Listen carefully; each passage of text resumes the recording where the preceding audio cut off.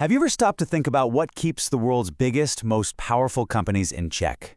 Well, it turns out there's this kind of invisible set of rules, an operating system, if you will, that dictates how they're supposed to behave.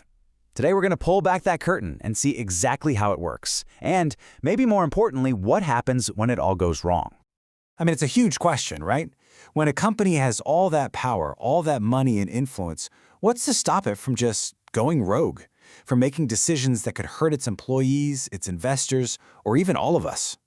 The answer to that question has a name: corporate governance. And this overview from our source material is going to be our guide for this whole explainer. It really lays out the entire structure we're about to walk through, from the big ideas all the way down to the nitty-gritty. Think of it as our blueprint for corporate accountability. All right, so let's dive right in with the absolute basics. This system we're talking about, it's the answer to that big question we just asked. It's the mechanism that's been designed to keep these powerful companies on the straight and narrow. So here's the classic definition you'll see everywhere. It's the system for directing and controlling a company. But it's not just about a bunch of boring rules. It's really about direction, about control, and at the end of the day, making sure the company hits its goals in a responsible way. And if we boil it down, you can really think of it as having three core pillars. First, its whole purpose is to steer the ship, right? To keep it going in the right direction. Second, its relevance is massive because it affects pretty much everyone connected to the company. We're talking investors, employees, the public, you name it. And its importance? Well, that's simple. It's the foundation for trust and any hope of long-term success. Okay, so if governance is the system, then every system needs a playbook, a rule book. So now let's take a look at the specific rules these companies are actually supposed to be following. And what's interesting is there isn't just one single rule book for everyone. You've got different levels. So think of the OECD principles as kind of the spirit of the law. They're the global guidelines, this big benchmark for trust and transparency. But then you have something like the UK Code, which is more like the letter of the law, a super specific, detailed framework for how a board has to operate. So what do we call it when these rules are ignored? Well, the fancy term for it is a corporate governance deficiency. And this, right here, is exactly what we were talking about at the start. This is how a company starts to go rogue. And this quote just hits the nail on the head.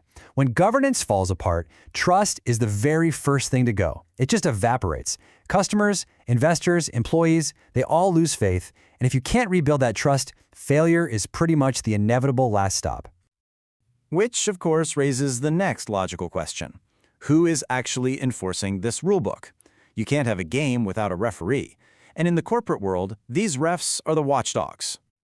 Now, inside a company, one of the most critical watchdogs is the Audit Committee. You can think of them as the internal guardians.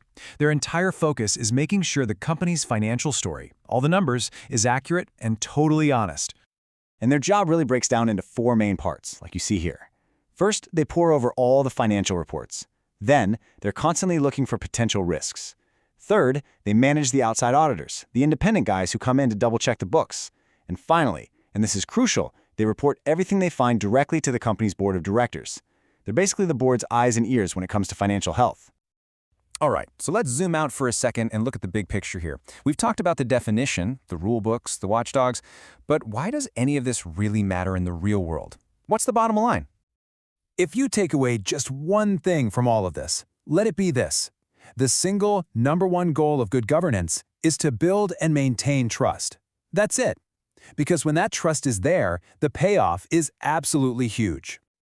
You see, when that trust exists, everything else just falls into place. Investors' money is protected. Employees have a more stable, secure place to work.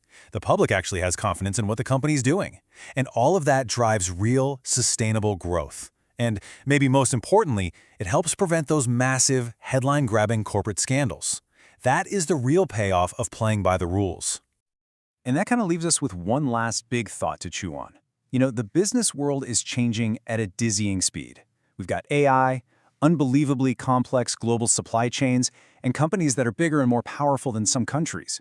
So the question we have to ask ourselves is the rulebook we wrote for yesterday's game really going to be enough for tomorrow's?